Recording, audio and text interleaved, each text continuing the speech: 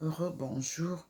Donc, je vais écouter avec vous les prophéties du Coran sur Israël par Dr. Zakir Naik. Les prophéties du Coran sur Israël, Dr. Zakir Naik révèle tout. Sa vidéo a été publiée le 9 novembre 2025 et lorsque je voulais commencer à faire mes traductions de ce que j'ai reçu ce matin, cette prophétie ou cette vidéo m'a été envoyée.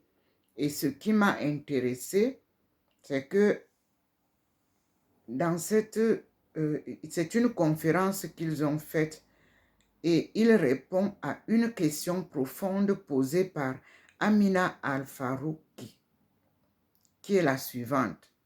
Pourquoi Israël reste-t-il puissant alors que le Coran a annoncé sa chute? Et il va plus loin. Donc, c'est à travers les versets du Saint-Coran et les hadiths authentiques, il explique que la prophétie divine n'est pas un simple récit politique, mais un appel spirituel à la réforme du cœur, à la justice et à la foi. Cette vidéo éclaire la sagesse d'Allah, la signification réelle de la puissance et le véritable rôle des croyants dans le plan divin. Et là, c'est un dialogue. Et ce dialogue est dialogue foi, réflexion et fraternité. Ce message unit musulmans et chrétiens autour d'une vérité universelle, celle du Dieu unique et juste. Et il dit, Allah ne change pas. Allah ne change pas l'état d'un peuple tant qu'il ne change pas ce qu'il est en eux-mêmes, c'est-à-dire le peuple. Et il nous ramène à la sourate Ar-Rad 13-11. Donc, je me suis dit, autant écouter avec vous encore cette vidéo qui m'a vraiment touchée. Donc, on va commencer. Allahu Akbar pour témoigner de notre foi que Dieu est grand. Écoutons ensemble.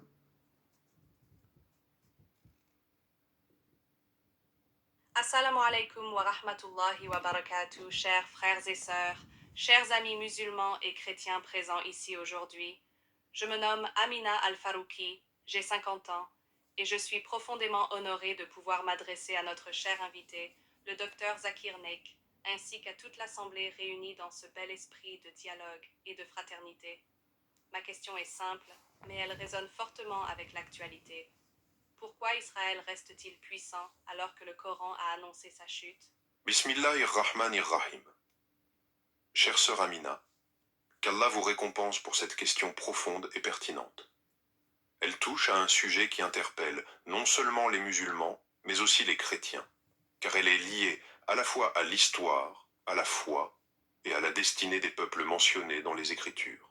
Avant tout, rappelons que le Saint-Coran n'est pas un livre d'histoire, mais un livre de guidée, Huda. Il nous parle du passé pour éclairer le présent et nous préparer à l'avenir. Concernant Israël, c'est-à-dire les enfants d'Israël, Bani Israël, le Coran contient des prophéties claires et puissantes à leur sujet. Allah dit dans la sourate Al-Isra 17, 4 à 8, « Nous avions décrété pour les enfants d'Israël dans le livre, « Vous commettez par 2 fois des péchés. » Vous m'excuserez avec ces publicités. Dans le livre, « Vous commettez par 2 fois des péchés, désordre sur terre, et vous vous montrerez d'une grande arrogance. Lorsque vint la première promesse, nous envoyâmes contre vous des serviteurs à nous, doués d'une grande force, et ils fouillèrent l'intérieur des maisons, et la promesse fut accomplie. Ensuite, nous vous donnâmes la revanche sur eux, et nous vous renforçons en biens et en enfants, et nous fîmes de vous un peuple plus nombreux. Si vous faites le bien, c'est à vous-même que vous faites le bien. Et si vous faites le mal, vous le faites contre vous-même. Puis, lorsque viendra la dernière promesse, nous ferons venir contre vous d'autres serviteurs à nous pour vous affliger et pour entrer dans la mosquée, comme ils y sont entrés la première fois, et pour détruire complètement ce qu'ils auront conquis. Ce passage est fondamental. Allah y annonce 2 périodes de corruption et de puissance des enfants d'Israël, suivies de 2 châtiments. La première corruption fut commise avant l'exil babylonien. Elle fut punie par Nabuchodonosor qui détruisit Jérusalem. La seconde corruption, selon les savants, se produit à notre époque moderne avec le retour d'Israël comme puissance mondiale arrogante, défiant les lois divines et opprimant d'autres peuples, notamment les musulmans de Palestine. Allah dit, « Lorsque viendra la dernière promesse, nous ferons venir contre vous d'autres serviteurs à nous. » Les commentateurs du Coran, comme Ibn Kathir et d'autres, expliquent que cela signifie qu'un peuple serviteur d'Allah viendra mettre fin à leur tyrannie, non par haine raciale ou nationale, mais par justice et obéissance à Dieu. Aujourd'hui, certains demandent, mais pourquoi Israël reste-t-il si puissant? Pourquoi semble-t-il dominer malgré ses promesses? La réponse, mes frères et sœurs, réside dans le plan divin et dans l'épreuve de la foi. Allah dit dans Sourate Al-Imran 340, « Et ces jours de victoire et de défaite, nous les faisons alterner entre les gens. C'est une règle universelle. Le pouvoir est entre les mains d'Allah. Parfois, il le donne à ceux qu'il veut pour éprouver les croyants et leur rappeler que la victoire ne vient pas des armes ni de la technologie, mais de la soumission sincère à Allah. Israël, aujourd'hui, représente un peuple qui a retrouvé un pouvoir terrestre, mais ce pouvoir n'est pas éternel. Il est temporaire, illusoire, et fait partie du décret d'Allah pour tester la communauté musulmane, tester notre foi, notre unité, notre patience, tester notre capacité à revenir au Coran et à la Sunna. Quand les musulmans redeviendront unis, sincères et obéissants à Dieu, alors la promesse d'Allah s'accomplira comme il l'a déjà fait auparavant. Le prophète Muhammad sallallahu alayhi wa sallam a mentionné des signes concernant les Juifs et les événements de la fin des temps. Dans un hadith rapporté par Muslim, il dit « L'heure ne viendra pas avant que les musulmans ne combattent les Juifs, et que la pierre derrière laquelle un Juif se cachera ne dise « Ô musulmans, serviteurs d'Allah, voici un Juif derrière moi, viens le tuer. » Ce hadith ne doit pas être compris comme un appel à la haine, non. C'est une prophétie, un constat historique futur montrant qu'un jour la vérité triomphera et que l'injustice sera effacée. Mais attention, ce jour ne viendra pas simplement par le souhait. Il viendra lorsque la communauté musulmane sera spirituellement prête, lorsque les croyants auront purifié leur cœur et leur action, et qu'ils seront véritablement des serviteurs d'Allah, non des esclaves de ce bas monde. Il est essentiel de rappeler que le Coran ne parle pas de haine contre les Juifs ou les chrétiens.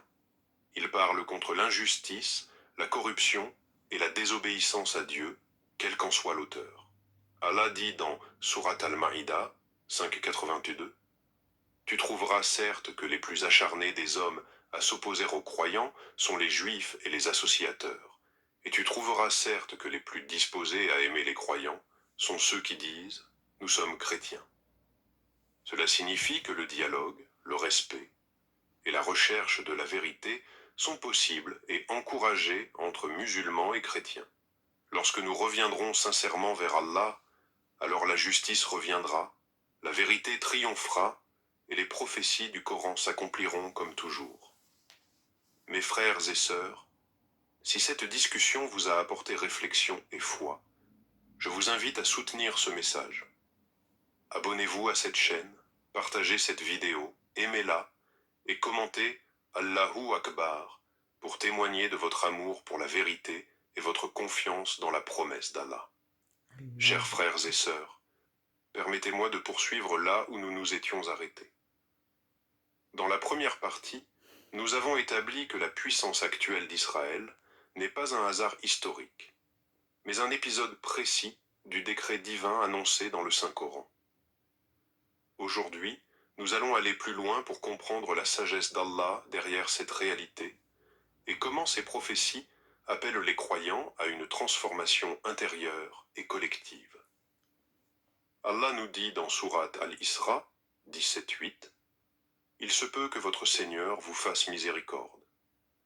Mais si vous récidivez, nous récidiverons, et nous avons fait de la géhenne une prison pour les infidèles. » Ce verset montre deux choses essentielles, la possibilité du pardon et la répétition du cycle de désobéissance et de châtiment. Ce n'est pas seulement une histoire des enfants d'Israël, c'est une loi universelle. Tout peuple qui s'élève dans l'arrogance et s'éloigne d'Allah finit par être abaissé. C'est aussi vrai pour eux que pour nous.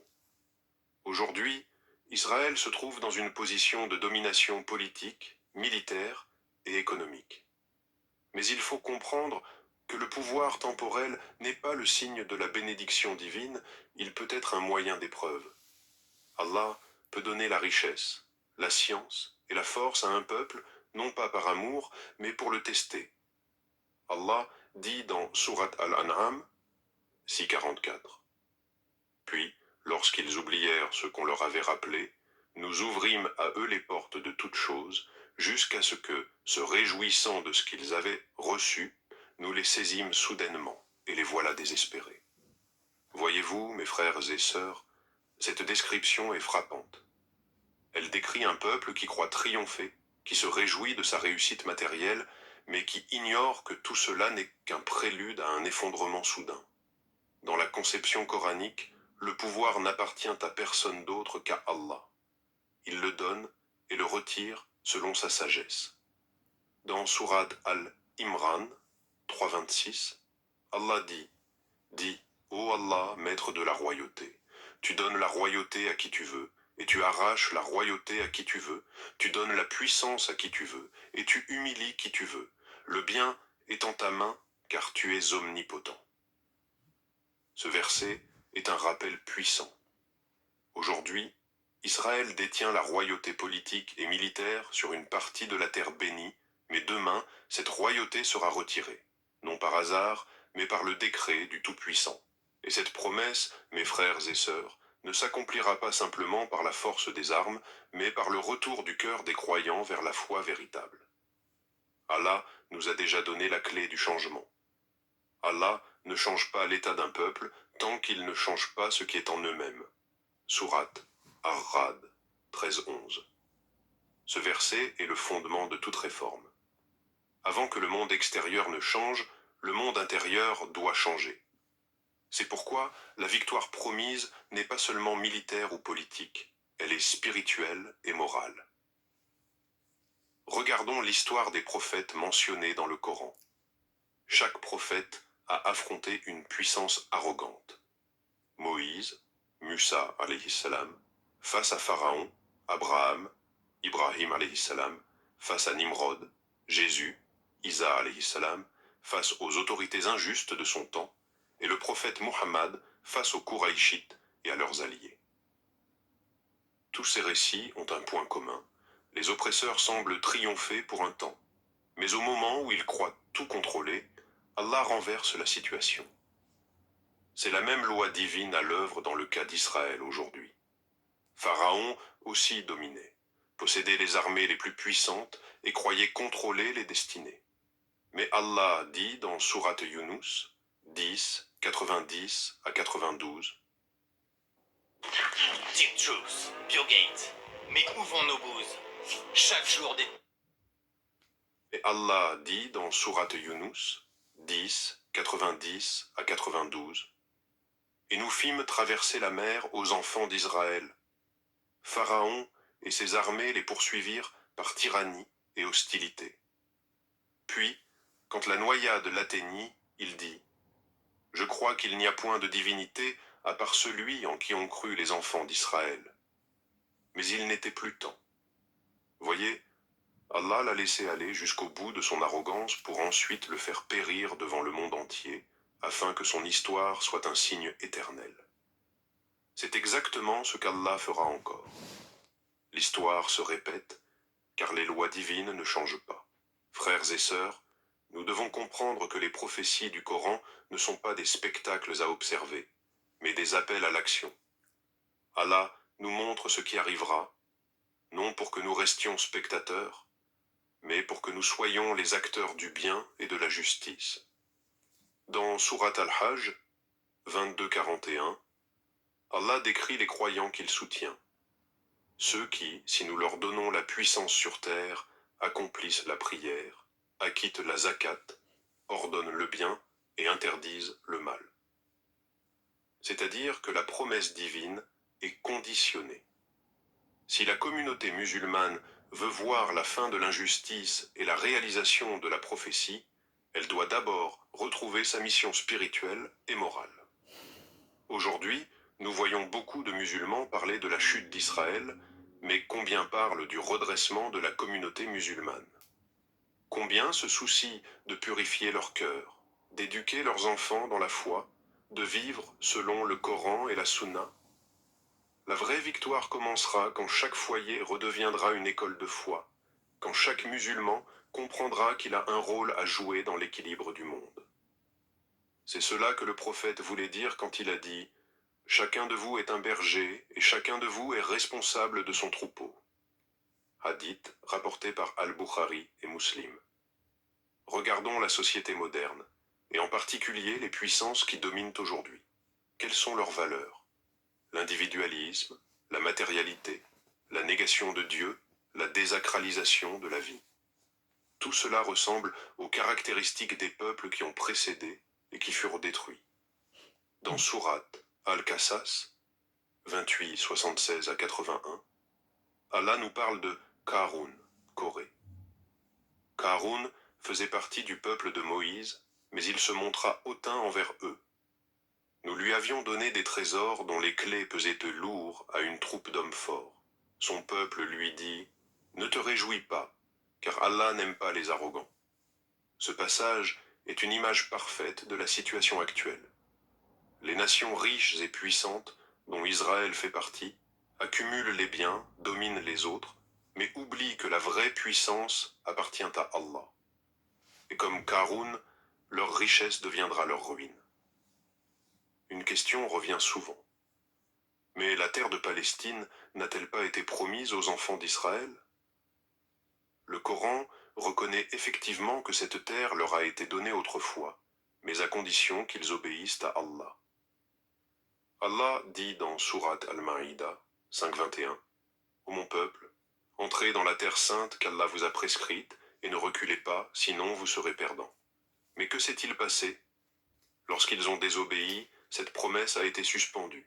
La possession de cette terre n'est pas un droit ethnique, mais un dépôt spirituel confié à ceux qui respectent la loi divine. Aujourd'hui, ceux qui s'en réclament en commettant l'injustice, le meurtre et la colonisation ne sont pas dans la promesse d'Allah, mais dans la transgression. Et Allah ne soutient jamais les injustes. Et Allah n'aime pas les corrupteurs. Surat Al-Qasas 28-77. Le prophète a évoqué dans plusieurs hadiths les événements qui précéderont la fin du pouvoir injuste. Parmi eux, il a parlé du retour de Jésus, Isa alayhi salam, et du rôle des musulmans à ses côtés. Il a dit « Les musulmans combattront les juifs et les vaincront, jusqu'à ce que le juif se cache derrière la pierre ou l'arbre, et que la pierre ou l'arbre dise « Ô musulmans, serviteurs d'Allah, il y a un juif derrière moi, viens le tuer. » Rapporté par Muslim. Encore une fois, il faut comprendre ce hadith non pas comme un appel à la haine, mais comme une prophétie sur la chute d'un système d'oppression, sur la victoire de la justice divine. Car ce combat ne sera pas mené par des armes seulement, mais par la vérité, la foi et la lumière d'Allah.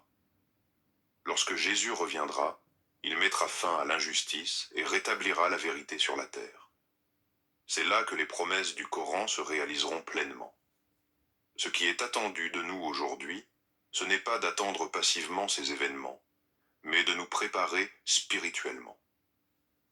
Le prophète a dit « Commencez par vous-même, puis par vos proches ».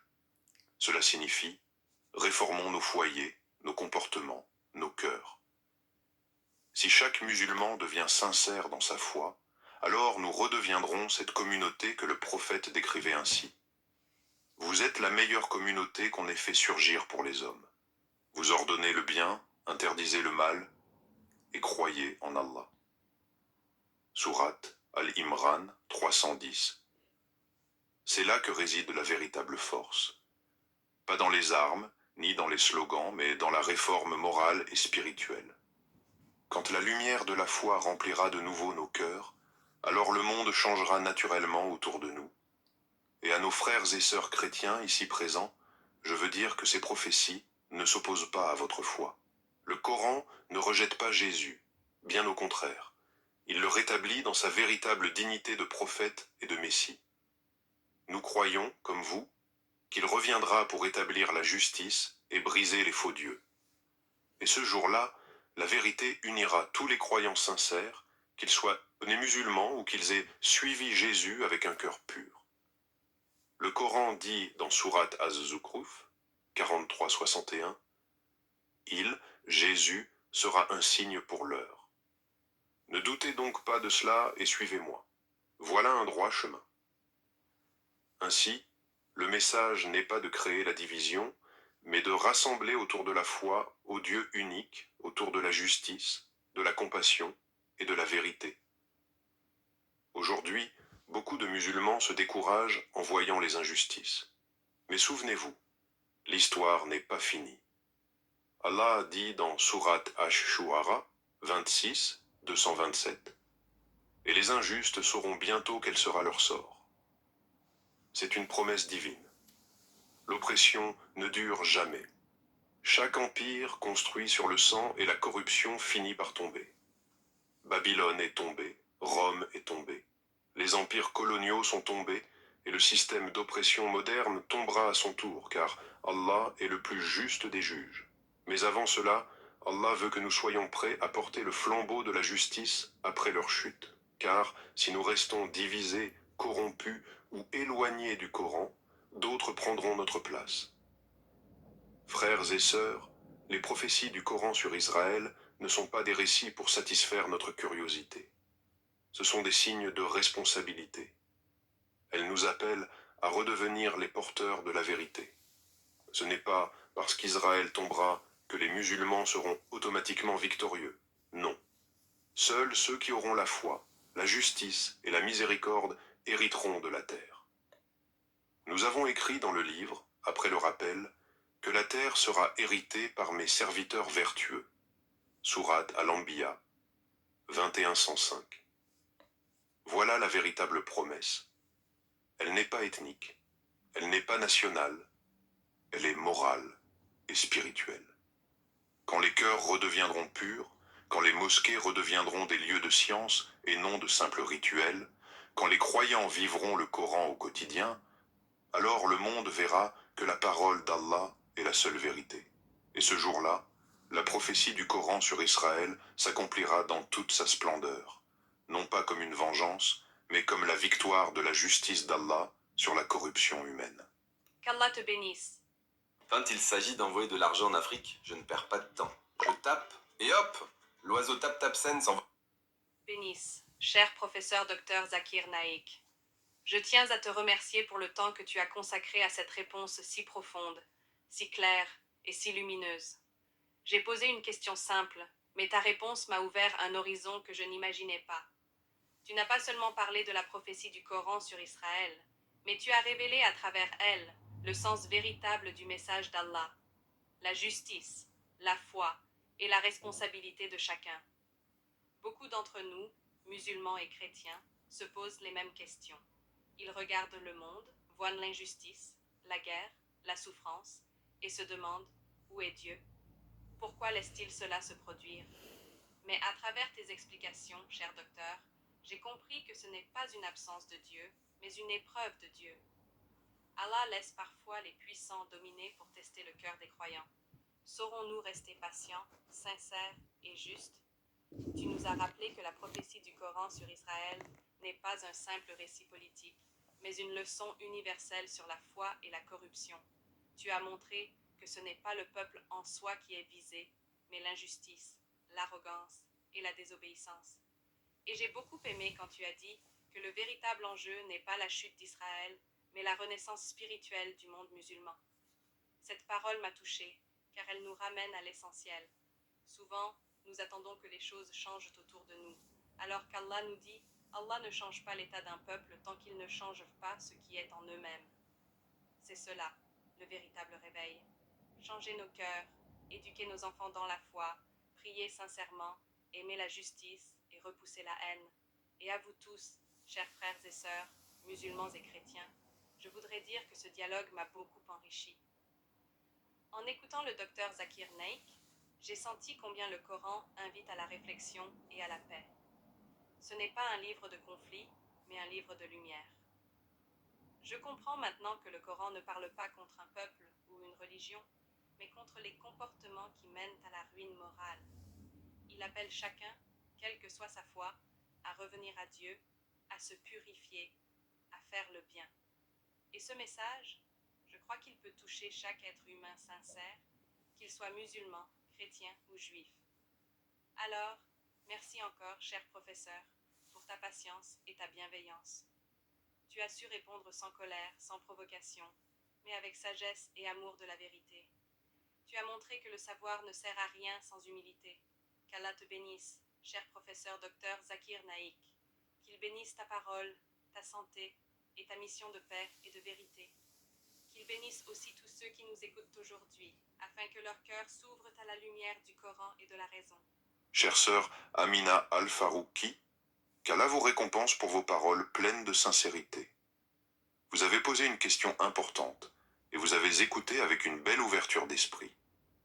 C'est cela, le véritable esprit du dialogue. Cherchez la vérité, pas la victoire. Le prophète Mohammed nous a appris que la meilleure parole est celle qui unit les cœurs et rappelle Allah. Vous avez su écouter non seulement mes mots, mais aussi leur sens profond. Et à travers cela, vous avez rendu hommage au message du Coran, qui appelle à la réflexion, à la justice et à la miséricorde. Ce sujet, les prophéties du Coran sur Israël, n'est pas seulement une question géopolitique ou historique. C'est avant tout une réalité spirituelle. Le Coran nous montre que la puissance et la chute des nations sont entre les mains d'Allah. Il nous enseigne que le véritable pouvoir appartient à celui qui donne la vie et la retire, qui élève et qui abaisse selon sa sagesse. Mais plus encore, ce message est une invitation au retour à Dieu. Tant que l'humanité continuera à désobéir, à répandre la corruption et à oublier le sens de la justice, la paix restera hors de portée. C'est pourquoi le prophète disait « Les gens sont semblables aux dents d'un peigne. Aucun n'est supérieur à l'autre, sauf par la piété. » Voilà ce qu'Allah veut nous enseigner. Ni la richesse, ni la puissance, ni l'origine n'ont de valeur devant lui. Ce qui compte, c'est le cœur sincère et la justice dans l'action. Et vous savez, chères sœurs, chers frères et sœurs dans le public, si nous nous rappelions tous les jours que nous serons jugés par Allah pour nos actes, et non pour notre apparence ou notre statut, alors la face du monde changerait. Le musulman et le chrétien, le pauvre et le riche, l'oriental et l'occidental, se verraient-ils comme des frères, non comme des rivaux. Nous devons apprendre à nous parler, à nous écouter, à chercher les points communs. Allah dit dans le Coran, dit aux gens du livre, venez à une parole commune entre nous et vous, que nous n'adorions qu'Allah sans rien lui associer. Sourate Al-Imran 364. Voilà le cœur du message divin. Et c'est dans cet esprit que nous devons poursuivre ce dialogue entre l'islam et le christianisme. Non pas pour débattre par orgueil, mais pour nous unir dans la vérité, la bonté et la raison. Alors je vous remercie, chère sœur Amina, pour votre belle participation. Votre voix, pleine de respect et de sincérité, est un exemple pour beaucoup. Vous représentez ces femmes croyantes intelligentes et conscientes, qui cherchent la vérité par amour de Dieu. Qu'Allah vous bénisse. Et je remercie également tout le public, ici et derrière l'écran, pour votre écoute et votre patience. Si cette discussion vous a apporté un peu de lumière, un peu de compréhension, et a nourri votre foi, alors la mission est accomplie. Mais le travail continue. L'islam nous enseigne de partager la vérité, pas seulement de la garder pour nous. Le prophète a dit « Transmettez de moi ne serait-ce qu'un verset ». Alors je vous invite, chers frères et sœurs, à faire votre part. Abonnez-vous à la chaîne.